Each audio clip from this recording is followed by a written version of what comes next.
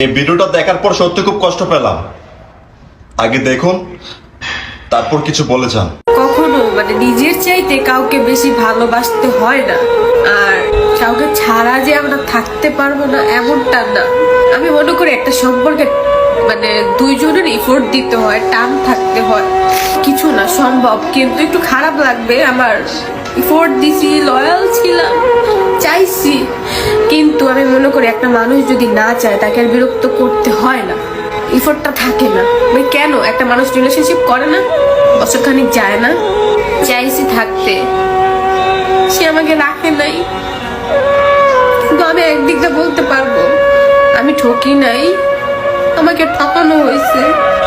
আমি কথা বলতে পারতাছি না, আমার এত পরিমাণ কষ্ট লাগতাছে। এত কিছু যদি বিন্দু পরিমাণ নিজের জন্য করতাম, আজকে অন্তত ভালো থাকতাম। কারোর জন্য আমার লাইফ টাইমা থাকবে না। মানুষ এত মেমোরি কিভাবে ভুলে, এত টাইম স্পেন্ড করছে, এগুলো কিভাবে ভাই ভুলা যায়? মানুষ সব সহ্য করতে পারে, কিন্তু ভালোবাসার মানুষের ইগনোর, অবহেলা, তার ব্যবহার, এগুলা যখন দেখে যে না কোনো কিছুই ঠিক নাই, তখন সেই মানুষটা ঠিক থাকতে পারে না। ট্রাই করার পরে, তারে রাখতে যাওয়ার পরেও আমি পারি নাই তারে রাখতে, ধরে রাখতে। ব্যর্থতা ছিল, নয়তো তার ব্যর্থতা ছিল। আমায় ভালোবাসেনি, সে আমাকে ঠকাইছে, কিন্তু ভালো থাকার জন্যই তো ঠকাইছে। আল্লাহ জানি তারে ভালো রাখে। কান্না করছি, পাগল হয়ে গেছি। আমি কিছু একটা বলতে চাই তারে, সেই সময়টাও সে আমারে দেয় নাই, শোনার ট্রাইও করে নাই, সে ফিলও করে নাই আমি কেমন আছি।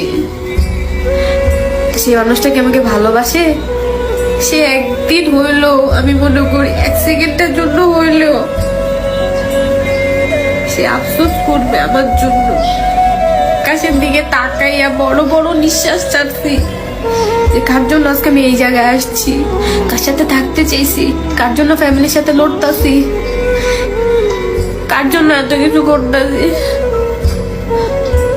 এট লাস্ট সে মানুষটাই বুঝিয়ে দিল দুনিয়াতে কেউ কারোর জন্য না। লাস্ট এই পর্যন্ত আইসা আঘাতটা অনেক অনেক অনেক বেশি ছিল, আর নিতে পারতাছিলাম না ভাই, দম বন্ধ হয়ে যেতেছিল।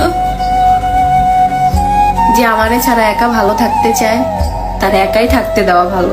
মনে করি যে আমাকে পায়া হারাইলো, সে জীবনে ভালোবাসাই পাইলো না। লেখা নাই সেটা কেনই বা আল্লাহ কপালে দেয়। একদিন সে মানুষটাও আফসোস করবো, দেখো কারো কাছ থেকে আঘাত পায়